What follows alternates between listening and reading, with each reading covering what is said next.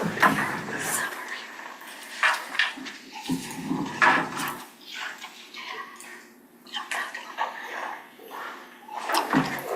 afternoon.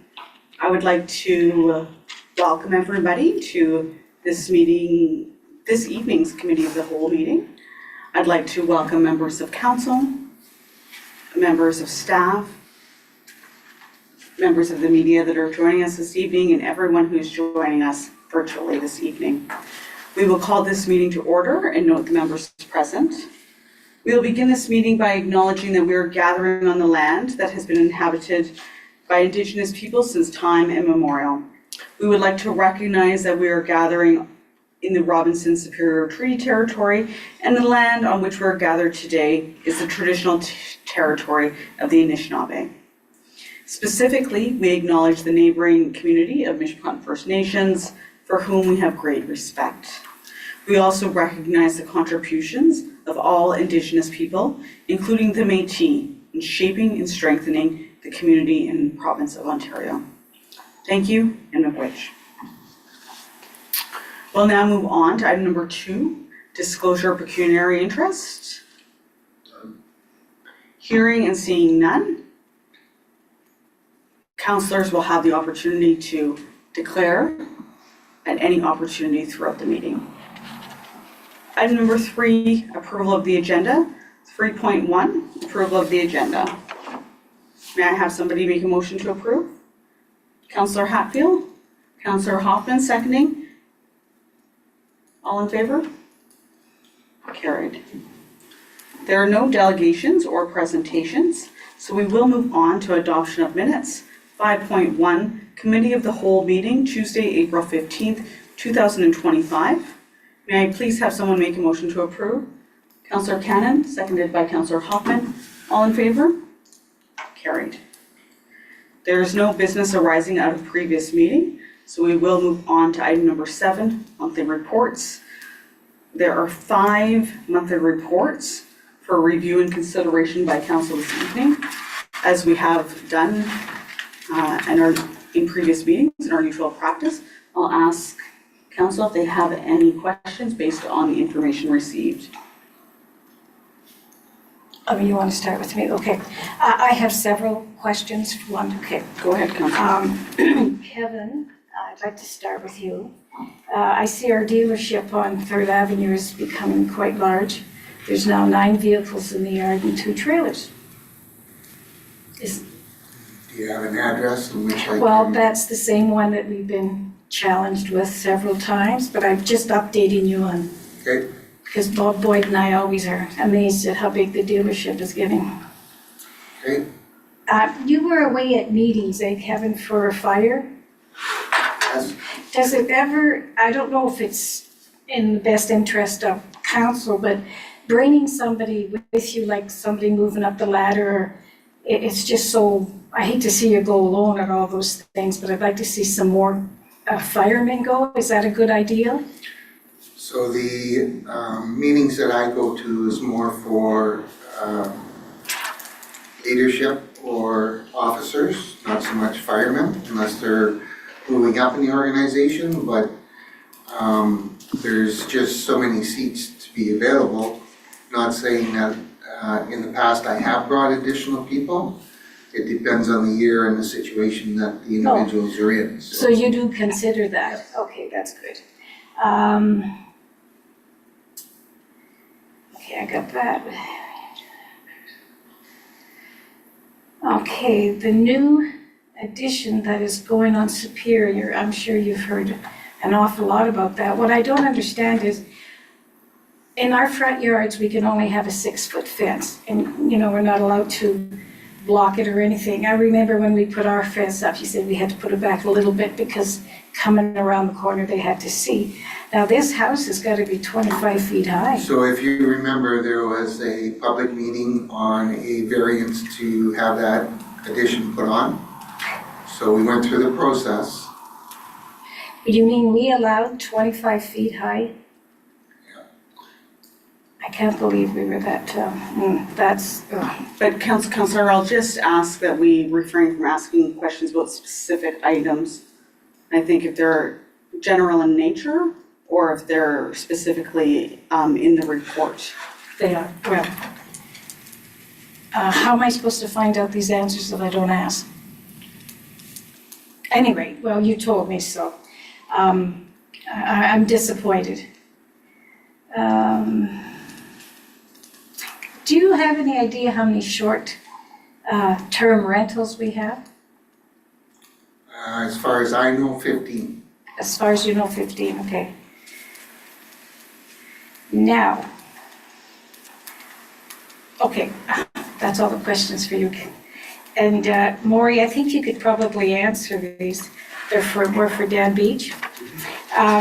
Who does the cleaning on the jet pumps, you know? Like, do we have to hire somebody to cleaning on those pumps, or are we allowed to do them?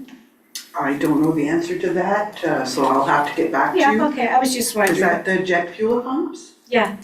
They're at the airport and they're currently being renovated by a contractor So hire. it's a contractor. Yeah. That's what I thought. Yeah. As to regular cleaning and maintenance, I can confirm with council at the next meeting whether it's our staff or somebody we hire. Okay. Years ago, we used to, I know this is a long time ago, but we used to have one student take care of the cemetery. And, well, we just don't have that kind of help anymore or anything. And how often do the summer students go to or I'm assuming it's a student, go to the cemetery to cut and clean and all that? Do you know? They go as needed. It depends how quickly the grass grows, what kind of burials are happening. We do use summer students, but it is our regular crews that maintain the cemetery before and after when we have students. So I could report back again, Councillor Hatfield, at the next meeting if there is a regular day, but I think it's a flexible day depending on needs. Yeah, because I remember we always had a student all summer for that. It wasn't that nice. You're replacing water meters. Dan's replacing water meters. Like, how is that going? Like, are they water meters in town? Like, I worry about mine. Is it still good? It's been there 10 years. Like, what's the outlook on that? As I previously reported to council, our water meters were put in and installed in 2012, 2013. Generally, all residences and the majority of users in the town use a 3/4 inch water meter. And those water meters have a life expectancy of about 20 years. 20? So they're expected to expire around 2032, 2033. What expires them is actually a battery. But after 20 years, we would likely, as a municipality, look at a different technology as things are changing and ever evolving to get, the most current and efficient water meters at that time. What happened though is any meter generally that was larger than 3/4 inches, we have very few, I don't have the count with me today, but it's less than 100 that were larger than 3/4 inch because meters can come 1 inch, 1.5 inch, 2 inch, and we have, I believe, 1 3-inch meter. Those had an expiry date on their batteries of 10 years. So we noticed starting last year that the batteries started giving out. So we have a replacement program for the meters that are larger than 3/4 happening. That's happened last year and this year. Then on top of it, there are meters that do break down from time to time. Could be connection issues, it could be another piece of the equipment. So we do have some meters that are replaced on an annual basis depending on circumstances. So that's part of what's in Dan's report in terms of what's being replaced. Yeah, okay. I just, people say, well, and we pay for it. The owner pays for it if we need a new one? In the water bylaw passed by council, it sets out when the municipality pay and when a resident pays. And generally speaking, provided there's no part on the owner for misuse of the meter or disconnecting it or a water freezing as a result of in use of water by a homeowner in the winter, if we don't find any reason to believe that the homeowner contributed to the meter breaking down, the municipality pays for the meter and to replace. But if there are situations and it has arisen where there's some homeowner fault, then they have to pay to replace. And it would be very easy to look at it and see. Yes. Okay, how's the Royal Bank bubble? I haven't been uptown for a couple of days. Beside the Royal Bank, is it I- fixed? I can only note myself that and walked this weekend that it doesn't look like there's been any action on it, but I haven't been out today. I know that the crew is planning to get to it very soon, if they didn't start today. Okay. Okay, you're replacing a compressor at the water treatment plant. Like, who does that work? We went to tender and we hired a company and we did bring that back to council for approval by resolution. Okay, I don't Yeah. remember that. You might have been away that day. Well, I was at the last meeting, yeah. Okay, and the start date for your water pipe, the LTL got the contract? Yes. Do you know what the start date is? Well, they've already started. There's a lot of Oh, is there? work and pre-engineering and ordering supplies, so Yeah, I'm not certain the exact start date of construction, but certainly the municipality will be doing a lot of public advertising. okay, The way they're doing the construction should not impact any users of water or stop any water supply to any residents. They're doing a bypass, plus we have two lines that go out into Wallow Lake to supply water. We also have a holding tank, as council may recall, that can hold thousands of liters of water under the post office and in our facility. So even if we had to shut down for a day or two, the director of infrastructure is confident that it will not impact our water supply.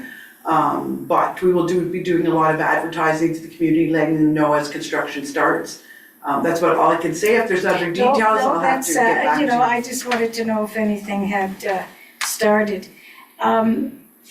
When we were away at Phenom, we spoke to the gentleman from Nelson Granite. They're a Canadian. Where did we get our column? I can't even say that word. Columbarium? Where did we I get? don't recall. You don't know? Okay, I was just wondering. But anyway, the gentleman was telling us when we put out a bid, the people that do the rock don't do the engineering and they don't do the clean. So he said, just, tell your council or your people that are in charge if they could remember that, because he said, we got it, but we couldn't bid it because we can't do all three things. We just take care of the rocks. So I said, I'll pass that by you. Okay, thank you.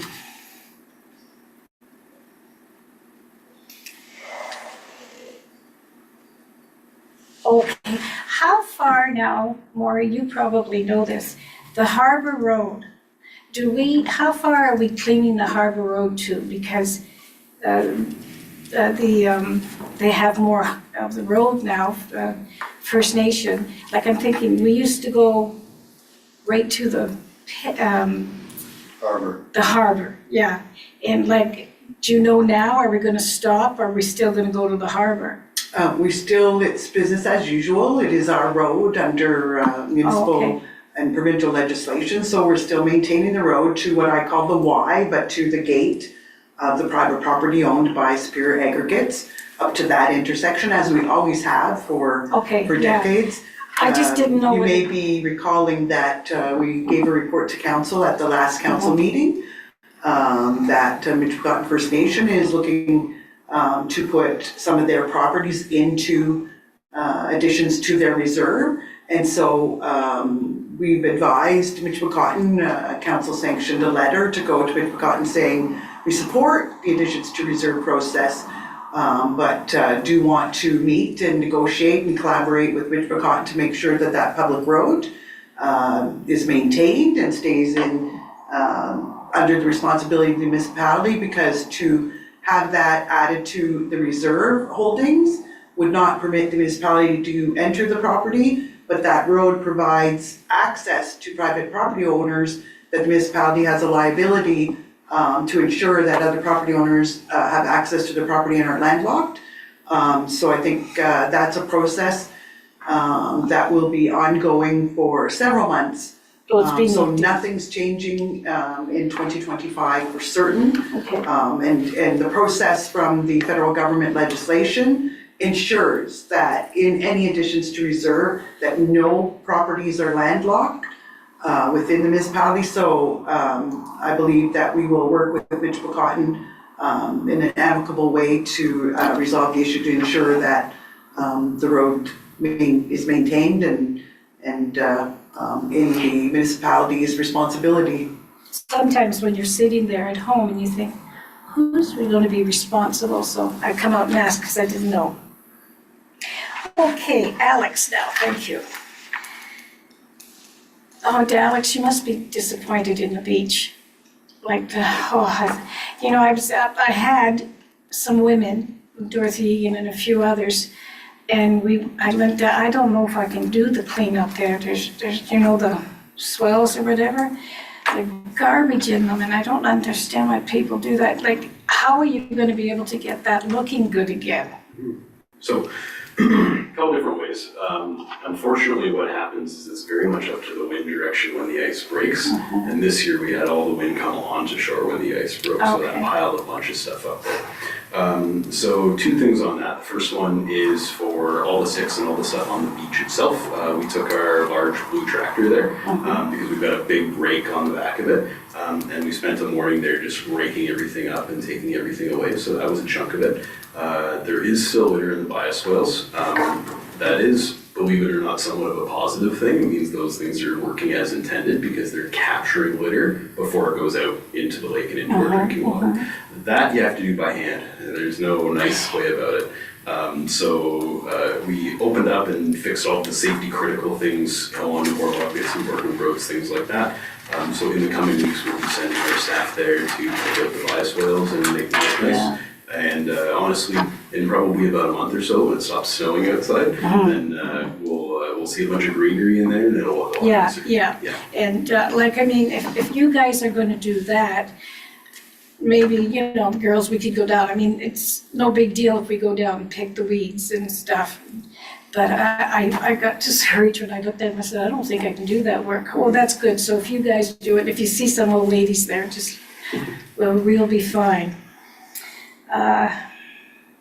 Just a sec here.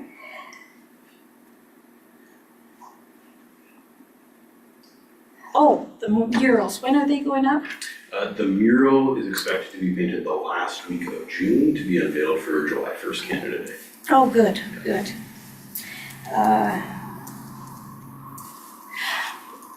I see we have some Ministry of Health or something going on at the rink. Gosh, I really hope the bathrooms are going to be better than what they've been for a while. And I just, I'm sure you're on top of that, Alex, but they weren't very good for a while. Yeah, the Ontario show, it's got medicine and all that. I thought, oh gosh, Alex, clean. Now, the marine docks, are they back hooked up or whatever they're supposed to be doing? Not fully, no. No, but now when do you do that? Tomorrow. Okay, So there was some breaks this year, so we had to order some hardware. So that hardware came in.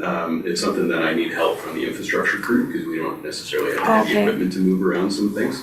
And it also really helps that Dan's a carpenter and he really knows his way around stuff. good. So the infrastructure services team and our team are going down there tomorrow, and we're gonna try to fix the docks in the way that the original contractor who came up and refloated them Yeah. in 2017 Yeah. recommended. So we're gonna see how that goes. So I'll work with So- the council once we're done. Okay, so when the season is over, do you unhook something? Because everybody's telling me so many different stories. I said, I gotta talk to Alex. Yeah, so when the season's over, probably what people are talking about unhooking is the ramps. Because the ramps have two large hooks on them, and that's Okay. how you get from the shore to the docks themselves. So typically at the end of the season, we pull all of the launch docks out and put them on shore. We take the ramps off of the docks and then we loosen the chains.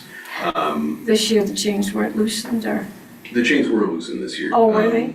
So I've seen them for my limited experience down there, where the ice forms and then the water drops and there's bends. And there's been a couple years I've been gone down there and thinking, oh my God, they're going to be just matchsticks down there. So important to keep in mind that those are like 20-year-old sections Yeah. of docks there. Yeah. But also, I think we can do a better job with how we fasten them to shore, because a big part of the problem is that they're fastened to shore in such a way that if the water drops a lot, the front of the dock actually hits shore, and then the rest of the dock is floating and goes lower and lower, and so there's extra pressure on there. So one of the things that we're doing is adding a joint to the center of those first dock sections. Okay. So we may decide to remove a section just to get it away from shore, or figure out how to detach them from shore and float them out a little bit further, some combination of that to keep them away from shore. I'm on the committee, as you know. The men all have their ideas of how everything should be done, and they really don't understand money when it comes to it. So what I'm going to do for the next meeting, if it's okay, I want to talk to you more. I want to show them what it's been costing us for the marina, because they really do think we have lots of money, and we've put a ton of money into the marina already. So you're applying for grants or whatever for them? You said at the last meeting, they said, oh, Alex is gonna get money for us, and I thought, Oh, okay. Yeah, so we've helped them with writing a letter to some local organizations asking for Yeah, support. I seen that. And so, yeah, that letter went to the committee Yeah. meeting, and so that's gone to organizations. We haven't applied for any formal funding for the marina, and any formal funding that we do apply for comes through council, because of course, Okay, the okay. marina committee is a committee of council. And so that committee's job is to make recommendations to council for consideration. So when we do something like, for example, apply to the NOHSC or Yeah. FedNor, those places ask for a resolution of council to go with Okay. the grant. So there wouldn't be any formal grant applications for anything as a municipal project in any department without Yeah. coming to council and asking for resolution support first. Lori, is it a good idea to do what I'd like to do and just show the gentleman how much we've put into the marina? Because I really feel they think they want to buy, no, they don't want to buy it, they just want to hire long stick excavator to dredge and all that. I didn't know they were doing this. They did it, they sort of do it in their own little meetings, but did you think it's okay for, I go to Manuel and get all that stuff and show them at the next meeting, like, this is what we have been put into it? I don't think they understand. Is that a good idea to do that? And if I may, Mayor, through you, I would be very pleased to offer a report, and I would do a presentation for the Marina Committee. Oh, that would be great. We are unfortunately losing our treasurer, so she may not be in a position to assist, but I can guarantee you that she'll be able to help me before she leaves, and I would gladly give a report to the committee if the mayor and council would agree. Yeah, okay, that would be great. Hey, Alex? Councillor Hatfield, can I just ask that we pause there and just in view of other councillors having an opportunity to ask questions? Oh, sure, I have no problem with that. I was almost done. Councillor As a matter of Campbell, do you fact, have any questions? I am done. do. Alex, you just said that you might remove a section of the dock. Does that mean you lose those docks? No, so I guess what I meant by that is where the first sections broke, they broke essentially, some of them are broken in the center, the other ones broke towards 3/4 of the way down. What I'm proposing to do, what we're gonna try tomorrow based on the recommendation of the contractor, was to cut those pieces and add a joint. Two reasons: one, flexibility, so if it happens in the future, then there will be a joint there instead of just wood. And two, because that gives us the opportunity to pull some pins and potentially remove a section with the ramp to keep everything very far away from the shore. So depending on how it goes tomorrow, I'm not sure how feasible that is. So I'll be able to report back to council in terms of, I'll add a closing procedure section to a monthly report probably in October about what we managed to do and how effective it was. But the principle of it is to try and add a joint for flexibility and keep it away from shore so that damage doesn't happen again. Okay. And you say the transformer has been installed. It has. I saw Ray working on it. Yeah. But you said now you're waiting for programming. Yes, so now that there's power to the unit, it's a very simple process. It's just the contractor who supplied the sign in the first place needs to go onto our computer, make the computer talk to the sign, and then it is good to go. So that's expected to happen end of this week, start of next week. Perfect. Yeah. And it also says you have the drive test back. Mhm. Did it not work out at the other place, or are you only doing part of it? No, this is just the regular drive test, not the senior's drive test. Okay. Yeah. And that's all I have for you. And Manuela, I don't have any questions, but your report, there was a lot of numbers. I enjoyed looking at them. It's going to take me a while to process all of that. And I also just want to say I'm looking forward to the meeting on Thursday about from your presentation. Yeah, thank you. That's it for me. Councillor Hoffman? I'm gonna leave everybody alone, my fellow councilors, to talk. I have nothing to ask. So with that said, we will move on to item number 8, new business, 8.1, Phenom You Council didn't ask me if I overview. was done there. I assumed that you were done. I just had one for Manuela, but that's okay. Did you want to go ahead, Councillor Hoffman? Or Councillor Manuela, it says something about a July 1st meeting in asset management. What is it you were talking about there?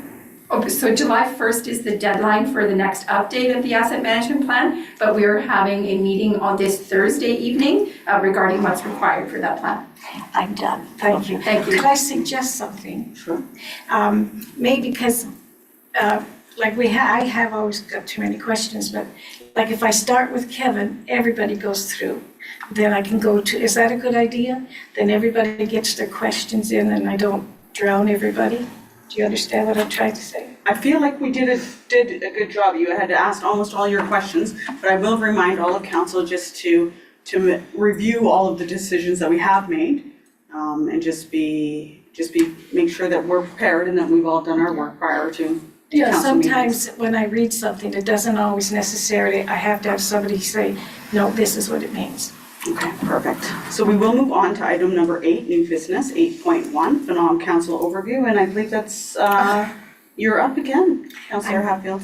I'm sorry. No, I'm not sorry. It was a wonderful, wonderful weekend. There's just so much that happened. The keynote speaker, her name was Olia. She was a doctor in computers. She was interesting, but she was quite a bit over my head. But she talked about AI and, we should get into it. And basically, the whole time she talked about it, I understood a little here and there. But the one thing that I really caught me was when she said at the end, she says, please encourage your children, your grandchildren to learn AI. Because if they don't, they're going to be left behind. I thought, because everybody talks about how good and bad it is. She said, everybody has to know it or they're going to be left behind. I thought, well, okay, fine. The nuclear boys were there and girls, and they're such an interesting group. And, they picked their geological site in Ignis, and it's 40 kilometers from Dryden and 30 kilometers from Ignis. It's on the Ojibwe Lake, Ojibwe Nation Lake. It's Lake Wabigoon Lake, and it belongs to the Ojibways, but it's on Crown land. But there is another project that's going to be coming through, and it's going to be 10 years before they start in Dryden. But he said, just take a really good look when something comes to your town, and get the whole story before everybody makes up their mind. I said, oh yeah. So it's just something to look forward to because we don't have a whole lot. Anyway, one of the most relaxing time I've had at a Phenom was when Red Tail Hawk, his name is, what was it, George Kathy? Cucci. Cucci. I've been to a lot of meetings, I've done a lot myself, but this gentleman can, if you ever get him for a speaker for anything, he's just really, really good. And he's so relaxing, and you could feel it. They put him in at a good time because we were all really tired. Jennifer Gray, the Ministry of Labor, was there, immigration and her program for the work, substantially for the workforces. There's a lot of money coming out for work, with training and all that. And I thought, oh, the EDC might like that. But it's called ONIP, ONIP, that it's to put more work people in the force. And basically what she's saying is, get out there, do it, there's money out there, use it. Destination Northern Ontario touched on the MAT tax, and Nelson Granite, which I told you already about what they thought, they're in Northern Ontario, so it would be really nice if we support them. I'm sure their prices are really good, but just remember when you bid something, how to bid it. He was the one that told us that. KPMG explained Orange County how they went bankrupt, and I thought, holy smokes, that scared me. Christopher Lowry, Aroma Chair, how to keep municipality assets, they must be up to date at all times. And I feel very comfortable that we do that after listening to Manuel and listening to you, that we are on top of that. The substantial, and a lady called Mary Sy spoke on sustainable energy. A good read, but much too long to report, but it just went on. There was 3 different people there with energies, there's the electrical energy, nuclear power energy, and they all spoke. Ontario Northland showed us a film on their new trains. I mean, it's going to be really great. But Kathy picked up on something. She said, did you pick up on the hours? I said, no, what do you mean? She said, it travels at night. I said, well, you're not going to see a whole lot at night, but it's going to be really neat to have it. The trains are going to be beautiful. It's going to be fast. It's going to be reliable. I kind of wish we had a spur line into that. Robin Jones spoke on government relations, and I don't have to say anymore. She was good. But I think we all really try hard to do that. OPG, Matt Sixstorm, spoke on the expansion of the OPG electricity again. And I thought, here we go. But I looked at her and I said, oh, Wawa, we're doing that. She said, you have a very big contract in Wawa this summer. I said, well, that's great. Dr. Oliver, Hospital Relations, Andrew from TIA, tourism and how much it impacts our community. And I really am doing it shortly. And of course, Mr. How do you pronounce his last name, Kathy? Vic Fidelli. Thank you. Could you talk about that, Kathy? Because you're really pretty sharp on top of figures. He just made an announcement about removing exemptions to Canada's Free Trade Act. And he talked about money being put into businesses, and they're going to start interprovincial trading because he says they can't rely on our US partners. And they're talking billions of dollars, not thousands, in that billions. That figure really came out to me. But I mean, I know I did it quickly, but it was from 8:30 in the morning till 4:30 in the afternoon. I hope you understand it was wonderful. We loved it. And I think phenomenal. Oh, they had at the end, right, they had what they call the bear pit. And that's where people talked. And I kind of felt bad for him in a way, but the one gentleman from Hearst got up and he said, I have to talk about Highway 11 and Highway 17. We have to do something about the new drivers. And I thought, oh, and everybody was on his side. Like he said, we can't talk about it anymore. You have got to start checking their license. You got to know how long they've been in the country, how long they've been driving. Because he said it's getting out of hand. And he was very strong. And of course, the minister's answer was, we're looking into it. Everything is, we're looking into it. But that was interesting. But I hope you know that we did have a very good time and learned a lot of stuff. Short and sweet. Okay. Councillor Hoffman? Okay, what I found was with the nuclear waste management, the guy said that in the future, there's going to be 2 more projects coming out. And he said the second one, he said Wawa should put in a bid. He said the third one, well, that's just batteries and little stuff, but he said the second one, you guys should put a bid in on that.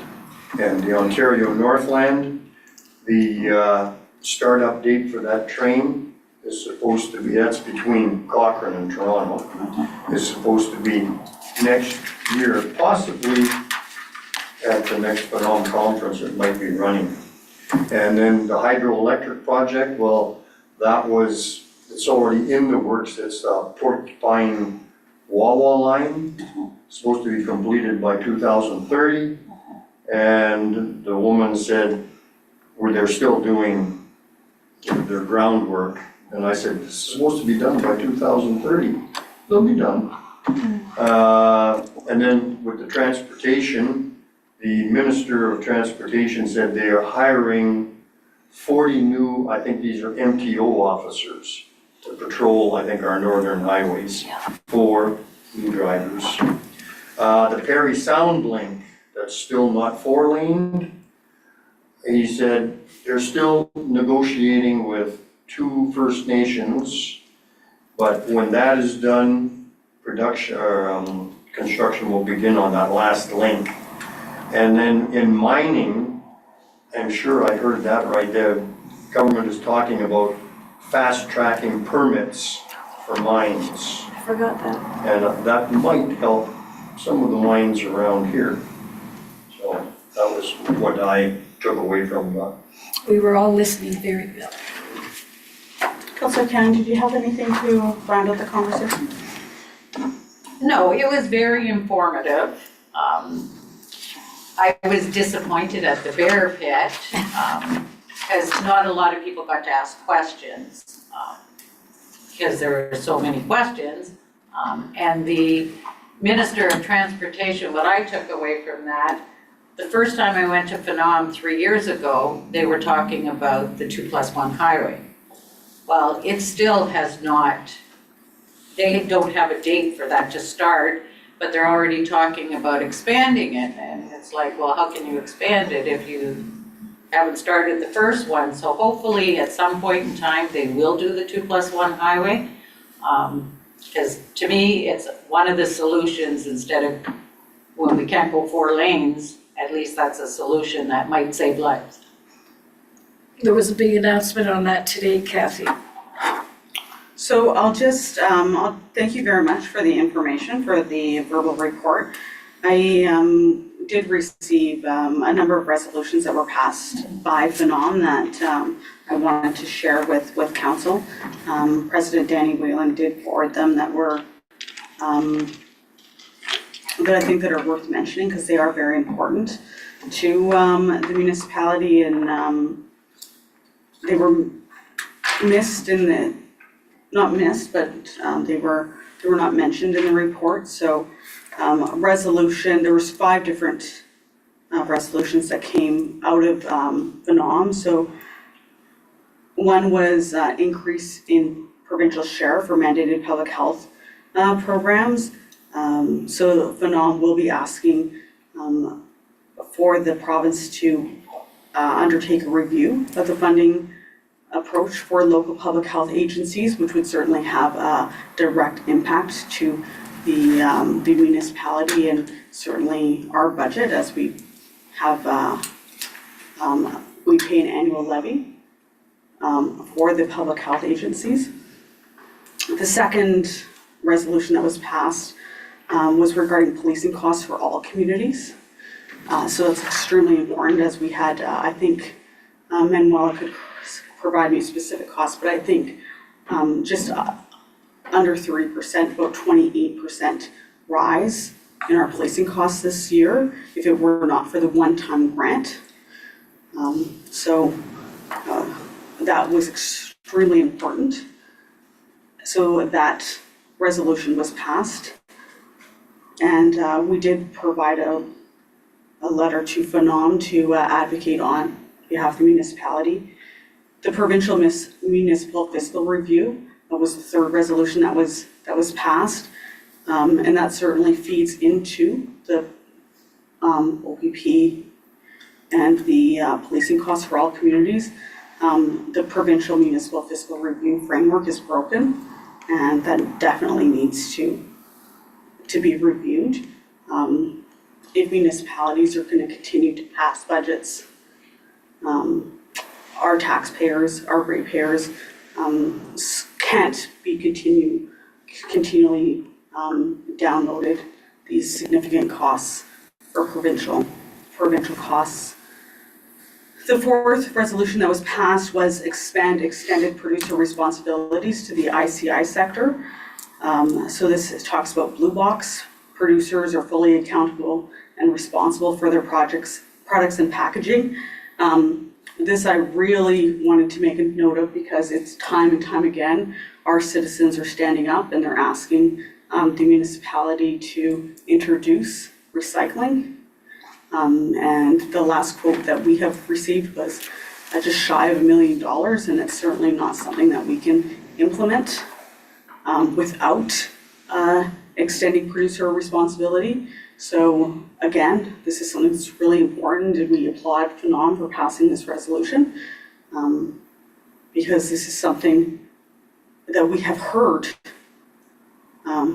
that our residents want this council to make a priority. And in addition to the Ministry of Transportation notes, that was something that Councillor Hoffman did note. So thank you for bringing that up. And it definitely talks about increasing the municipal share of connecting links. So we have a connecting link in our community,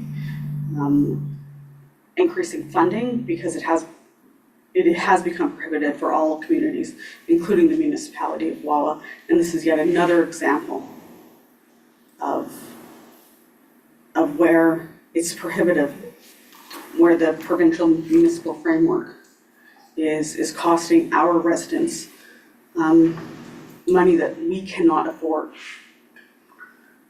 So I wanted to add that, and just can certainly pass along those resolutions to anybody who hasn't seen them, although I believe all of council has a copy in their inbox. Could I add something there? Certainly. What all the resolutions that she was just talking about, we didn't get any of those at Phenom. They have meetings, they have before and after, and that's the one thing I didn't like. I thought, gosh, they should have told us what they were talking about or what they resolved, because there were so many people there, and I thought that's the part I didn't like. I thought, let us know everything after you've done what you do. Anyway, just a thought. So I will, with that said, we will move on to item 8.2, Wawa Transit Service Operations. Mr. Patterson, the floor is yours. Thank you. So as part of council's strategic plan, one of the items under GG10 was to review transit operations. So as part of that strategic plan, and also coinciding with the transit operator letting us know that there was going to be a fairly significant increase in the cost to operate the service, Maureen and I took a look at what we offer now, what the service levels are like. We included things like what the ridership is, what the logs are for the van, and we did a review. So that review came with a couple different things. First one was a couple cost forecasts. Second one was a presentation of options. It's something that Maureen and I spent a lot of time on, going back and forth about what are the different options that we have, what we should make as a recommendation to council. And essentially what we settled on is, based on the review that we did, and specifically based on the logs that we received from the current transit bus indicating when people used it, where people were going to, things like that, we found that most of the use was in the mornings, with the exception of Wednesday. And Wednesday is food bank day, and so that all makes sense. So what we're recommending to council is that we consider reducing the hours of the transit bus from 9 a.m. to 1 p.m. Monday to Friday, which captures what I would consider to be the majority of users, and then extend that to 3 p.m. on Wednesdays, specifically for the food bank, which is definitely the busiest day of the bus as far as the logs go, to save costs. and to release a request for proposals for the service operation to see if there are other competitors that may be interested in running it, or by reducing the hours if we can get a better price. The other things that we're not going to include in the RFP are things that we don't really see the need for, because the municipality does all of the maintenance on the bus, all of those sorts of things. Then things like the storage that are included in the current contract, which we know is being stored outside, and we're gonna reduce the requirements of that. So essentially the RFP is gonna be to supply a bus driver to operate the service, and we will report back to council if you accept our recommendation here, with the results of that RFP and what that could possibly look like for the future transit in Wallowa. Thank you. Questions? Thank you very much, Alex. Are there any questions or comments for Alex?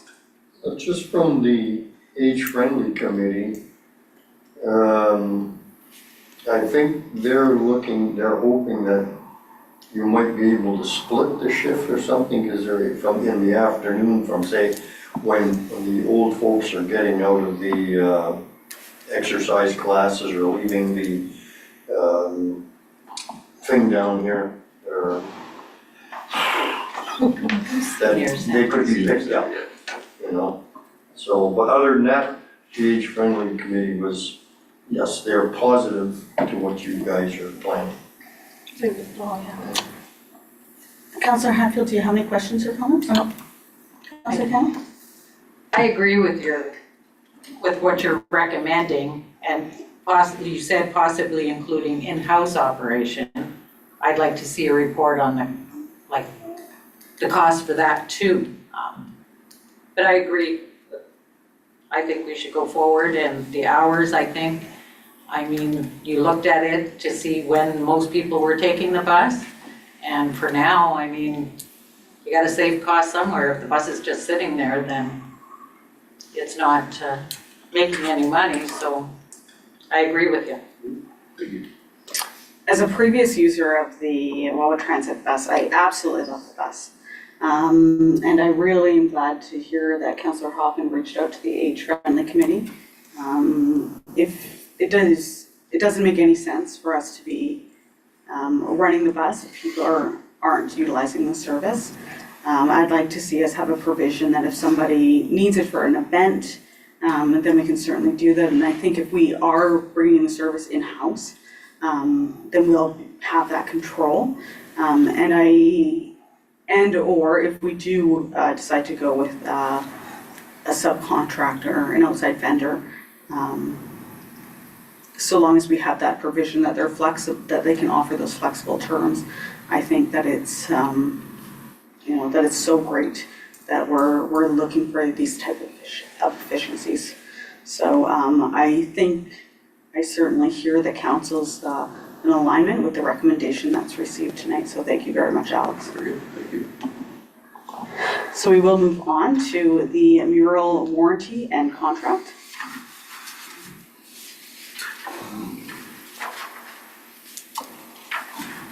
So at the last council meeting, we presented the results of the request for proposals, and we got a great question from Councillor Cannon about what would the warranty be if we were to go with paint versus 3M. So we did a little bit more research, specifically contacted Drift Murals, and so I copied and pasted their response directly into the memo just so council's fully aware. But the gist of it is they don't have a specific warranty. There's no specific warranty in the industry that's like that. However, they have had the experience that we've also researched with those painted murals that they've done, of paint holding up better than vinyl installations, the ability to touch it up, and certainly lasting 5 years, which is as much or more than we could expect from a similar 3M product.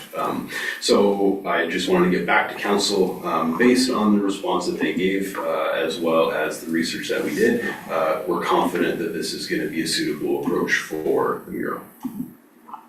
Any questions, comments on that? Good. I still have about the warranty and everything. I mean, I get that this company can say, it lasts, but we don't know this company. I've seen the pictures, yeah, they look good, But when you can't even give I'm not saying lifetime warranty, because you know that's unrealistic. But I mean, I don't understand why they couldn't give even 5 years, because they say, 5 years plus. Why they couldn't do that. Like, I'm not opposed to them doing this, because I've read all the stuff that it's better than the 3M and it'll last longer, and there's only touch-ups, but are the touch-ups gonna be up to us, or are the touch-ups gonna be up to them? Those are my only concerns. May I pose a question? Sure. Is it a deal breaker for you to not go with this company because of this, or are you okay to proceed? I'm okay to proceed. I'm also okay to proceed. Councillor Hatfield? Thank you very much for bringing back the information, and if you don't ask, you won't get, so it was a great question we asked. With that said, we'll move on to item 8.4, Olympia Batteries Contract Award. So this was something that I thought was going to be fairly simple. Let's just get 2 quotes, and it ended up being a little bit more complicated because there's a lot of different battery options out there. This is actually a simplified version for council because each company came back to me with 5 different options, and then we had to do a pile of our own research to figure out which one of those would be reasonable for us. So what it boils down to is there was a couple of options that are essentially the main options to choose from, and then we made a recommendation from there. So as you can see from the report, the lead acid, which is a battery that you have to do maintenance on every single week, but that's the exact replacement for what we have in the machine right now, is a cheaper option as expected. The factory maintenance-free batteries are obviously the most expensive option, as you would expect. And then each different company had 2 different aftermarket batteries that they had been using. And those come with different pros and cons, such as energy levels and things like that. And then they quoted me a bunch of different batteries at significantly lower energy levels or significantly higher price points that would have been completely unreasonable to consider. Somewhere up to like $60,000 for the install and everything. So didn't consider those.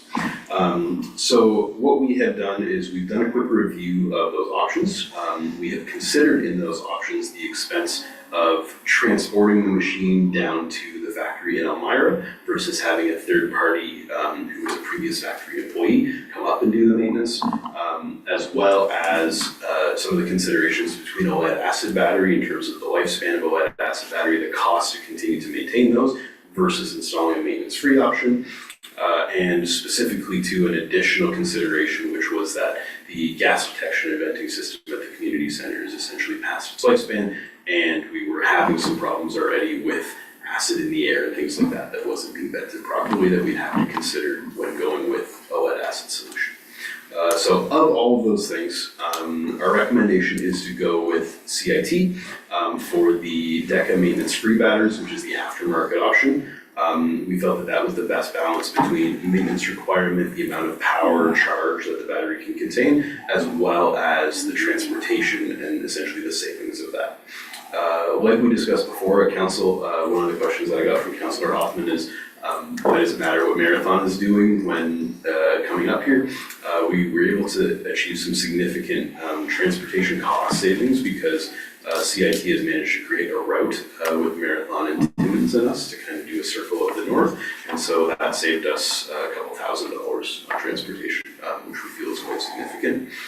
We also found that the last time we sent the Olympia down, which you have to do every 4 years for periodic factory maintenance, that can now happen here, and the biggest cost, it was I think $2,500 for the factory maintenance and $9,000 to ship it there, so significantly cheaper for us to combine this with our 4-year factory maintenance and have it all done in the community.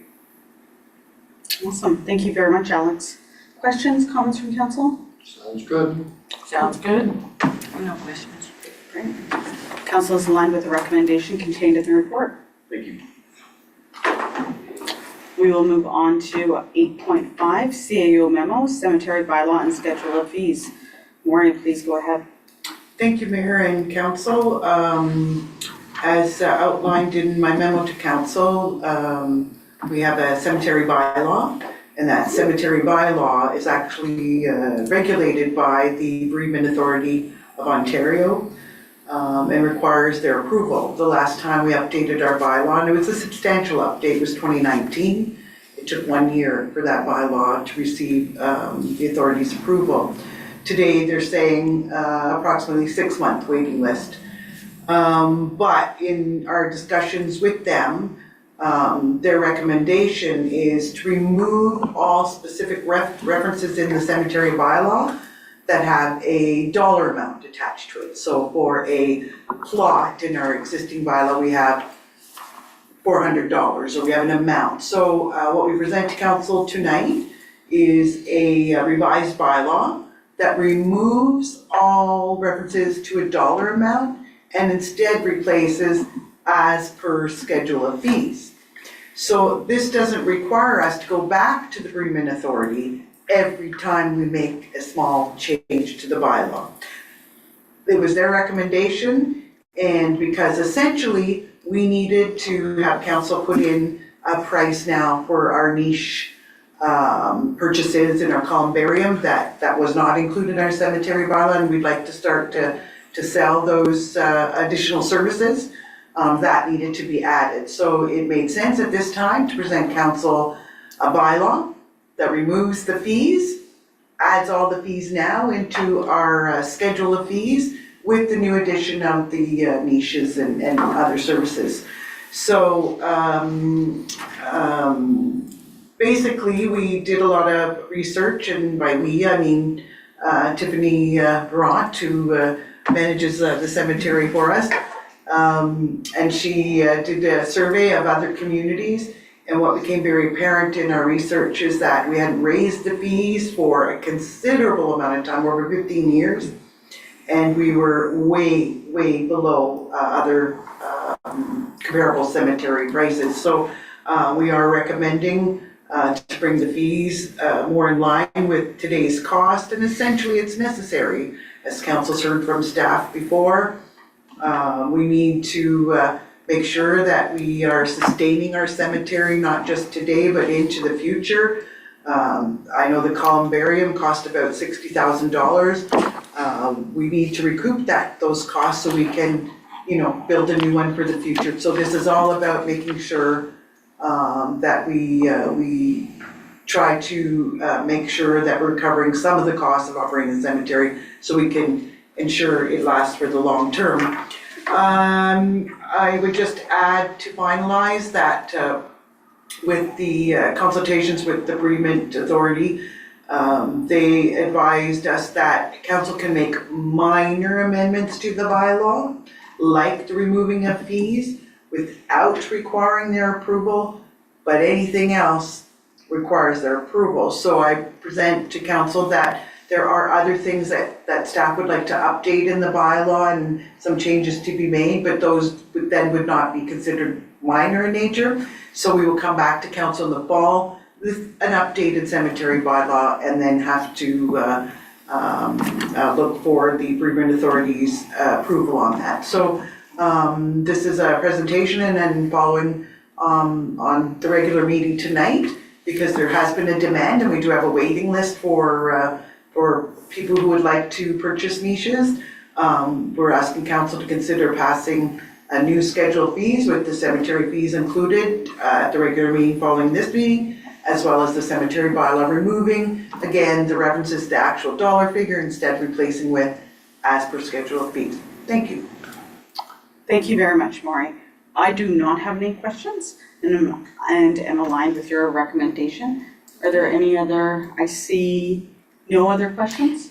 Maury, we did get the marina picture instead of that schedule. Yes, I'm sorry, Yeah, that no, was an that's error okay. on my part. I used an old report to do a new report and did not notice, so please excuse me, the That's marina fine, picture was But attached in error. you're going to put this down, what you just said in writing, so we'll have it in our notes? Like the bylaw and whatever.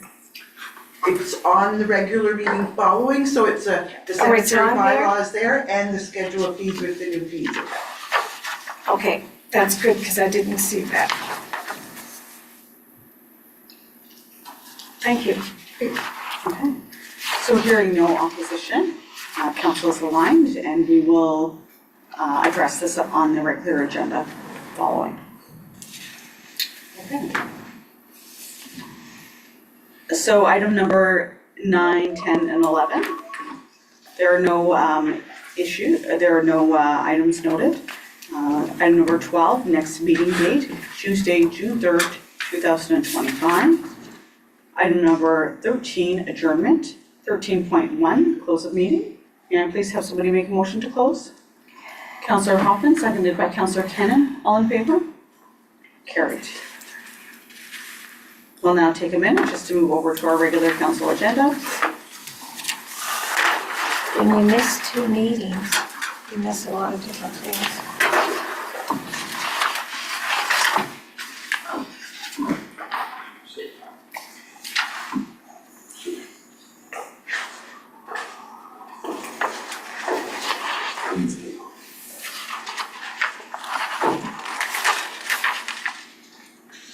Kevin, are you staying or are you going?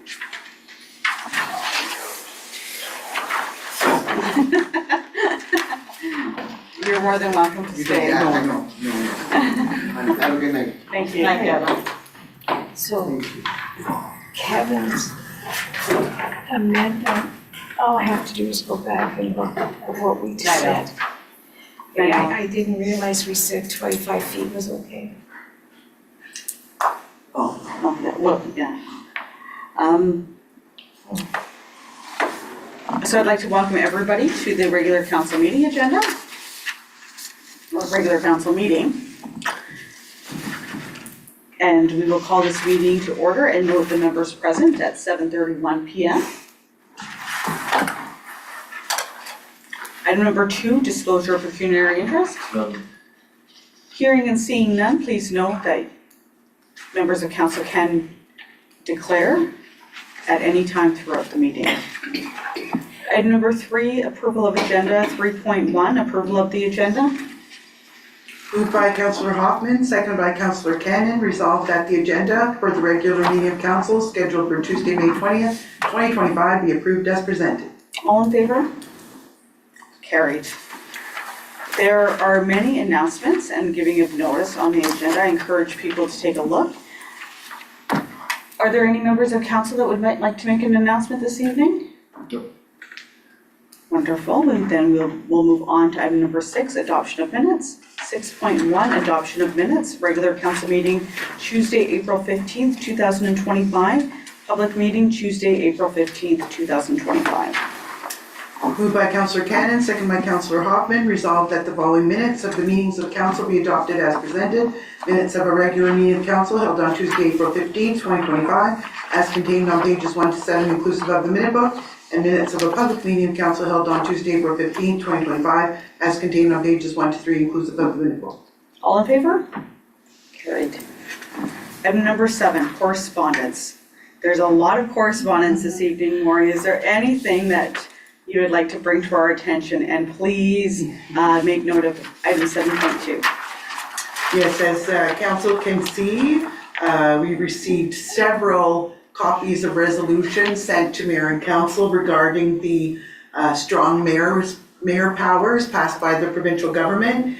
And each resolution is opposed to the expansion of the strong mayor powers I see that. to all municipalities, an additional 169 that were provided about a month ago by the Ford government.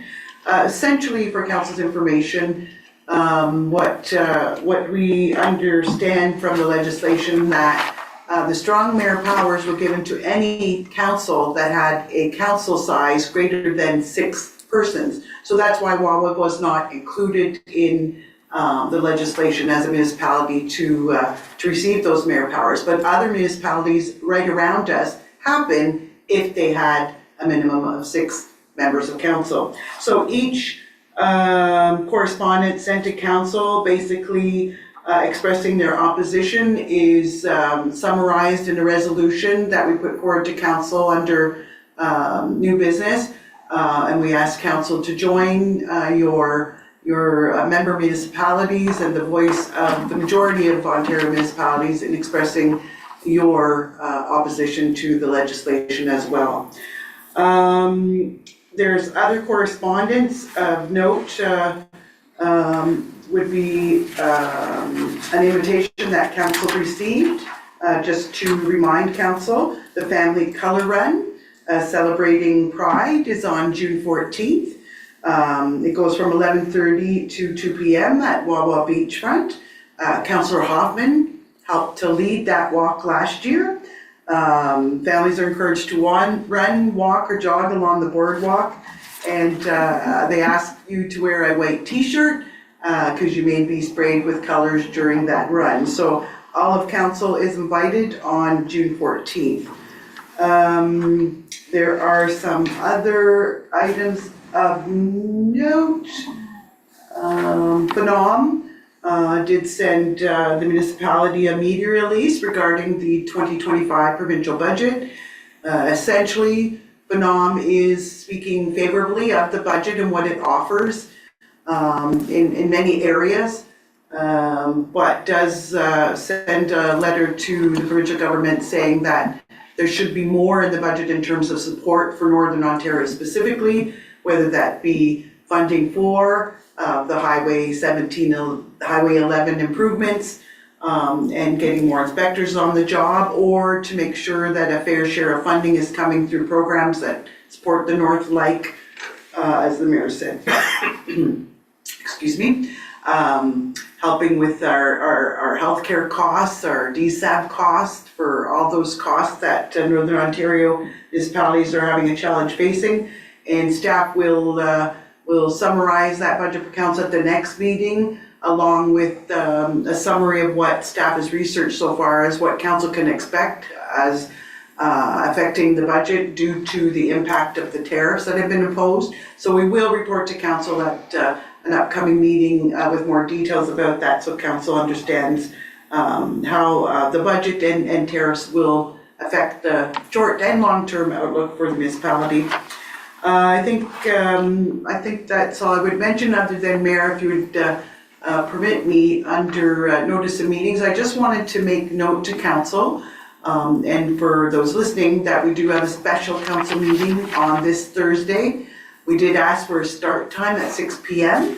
The meeting will be here, and it will follow quickly. Alamos is having an open house, and this extended invitation to mayor and council to come out between 3:30 to 5:30 at this location on Thursday, to share in your viewpoints around the benefits and maybe some of the challenges faced by having mining in our area. The mayor has spoke with the consultants directly and shared her opinion on some of the things that we believe as a municipality mines could do to better support not just the municipality Wawa, but also Dubreuilville and areas in between. I would extend an invitation to council to come out to that open house, and then quickly following, we'll go into the presentation on the asset management plan and levels of service. I will share with council, West Dome has extended invitation to council as well. I haven't passed that correspondence on, it came in today, but I would just note that they'll be hosting a barbecue on Monday, May 26th, and so council and the community is invited to come out to a barbecue. And then they are looking forward to setting a meeting date with council to improve community relations and talk about West Dome and the impact on the municipality at a future meeting date that I'll arrange to the mayor to host. So thank you. Thank you very much, Maureen. We'll now move on to item number 8, consent agenda. 8.1, approval of the consent agenda. Moved by Councillor Hoffman, seconded by Councillor Cannon, resolved that the items listed under consent agenda 8.2 to 8.5 be approved as recommended. Are there any questions or comments? Hearing none. All in favor? Carried. Item number 9, staff reports and memos. 9.1, received staff reports and memos. Moved by Councillor Hatfield, seconded by Councillor Cannon, resolved that council does hereby receive the following staff reports and memos. A, Protective Services Department, April monthly report. B, Infrastructure Services Department, April monthly report. C, Community Services and Tourism Department, April monthly report. D, Finance Department, first quarterly financial report, AP 2025 municipal transit service, AP memo, mural warranty and contract, AP memo, Olympia Batteries contract award, and CAO memo, cemetery bylaw and schedule of fees. Questions? All in favor? Carried. There is no business arising out of previous meeting, so we will move on to item number 11, new business. 11.1, oppose strong mayor powers. Moved by Councillor Hoffman, seconded by Councillor Hatfield, whereas the Ontario government has expanded the strong mayor powers to 169 additional municipalities, which grants mayors in these municipalities more authority, particularly concerning the control of municipal budgets, hiring and firing the CAO, and making planning decisions.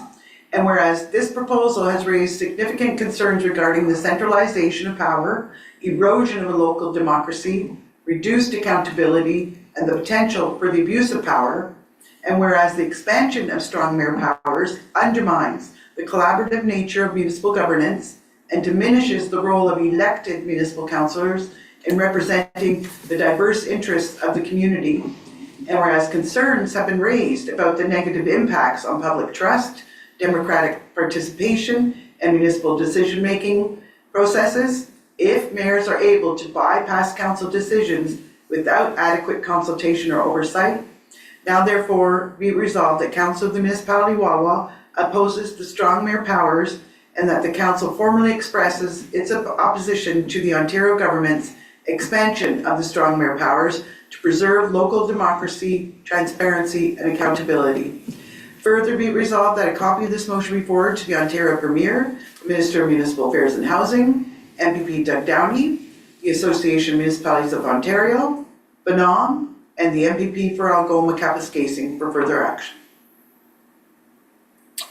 Questions? Comments? May I make a friendly amendment? Algoma Manitoula. I couldn't. Thank you. All in favor? Carried. 11.2, approve staff recommendation to purchase DECA maintenance-free batteries from CIT for the Olympia Ice Resurfacer. Moved by Councillor Hatfield, seconded by Councillor Cannon, whereas in 2025, municipal staff received 2 quotations for the supply and installation of batteries for the Olympia Ice Resurfacer at the Michipcot Memorial Community Centre, and had made a recommendation to replace the existing battery with a new maintenance-free model. And whereas staff did not complete an RFP process for this project, as there are only 2 companies in Ontario that provide services for these machines, therefore be resolved that Council Corporation of the Municipality Wawa does hereby approve the staff recommendation from AP Memo Olympia Battery quotation to purchase a DECA maintenance-free battery from CIT in the amount of $36,475, HST not included. Are there any comments, questions? All in favor? Carried. There are no items under notice of motion, so we will move on to item number 13, bylaws. 13.1, first, second, and third reading. Moved by Councillor Hoffman, seconded by Councillor Hatfield, resolved that the following bylaws be introduced and read a first, second, and third time, and finally passed, and that the mayor and clerk do sign and seal the same. Any rule of this council to the contrary notwithstanding. Bylaw number 3794-25 to confirm the proceedings of council at its meeting held on the 20th day of May 2025. Bylaw number 3795-25 to adopt the schedule of fees for the Corporation of the Municipality Wawa for the year 2025. Bylaw number 379625 to establish maintenance, management, regulation, and control of a cemetery in the municipality of Wawa. And bylaw number 3797-25 to authorize the purchase of land known as 10 White Drive in the industrial park. Comments, questions? Yes, 13.5. Can you explain that to me? Yes, I may. We had a purchaser purchase a lot in the industrial park. And after a few years, they were unable to proceed with their business, so they've returned the lot back into the municipality. The mayor and I have worked with legal counsel, and we are now in possession of the lot. And so a bylaw is required on record to purchase the lot back. The lot was purchased back at the same purchase price it was sold for. And as council may recall, we do have a first right of refusal with a purchaser that was passed by council late fall. So we do have somebody who has expressed interest, and staff is following up. Okay, thank you. All in favor? Carried. Item number 14, closed session. Excuse me, may I say something before we continue? Certainly. We were just going a little quick, so I didn't get a chance earlier. Resolution number RC 25091 was missing the staff report. It was missing the staff report, MB 2025-07, April monthly report from the finance department. So I just request that that be added to the finance department April monthly report. So for our clarity, did you want to reread it? And So it would I'll be section add item I. Yeah. Yeah. Finance Department, MB 2025-07, April monthly report. 2025, April monthly report. So I can read it again if you'd like. That'd be great.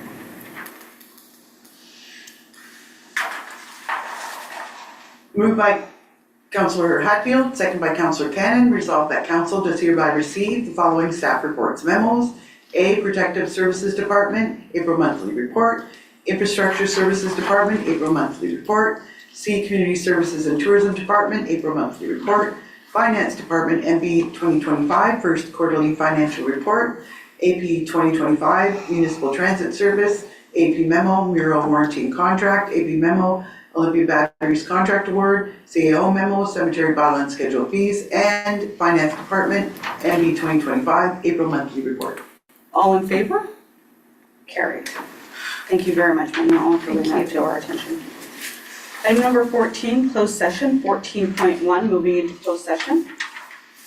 Moved by Councillor Hatfield and seconded by Councillor Cannon, resolved that this committee receiving camera at 7:47 PM in order to address the following matter pertaining to personnel issue related to labor relations or employee negotiations permitted under the Municipal Act under section 239 2D. All in favor? Carried. Have a good night. Thank you very much. Hi, Daniel. Before we continue,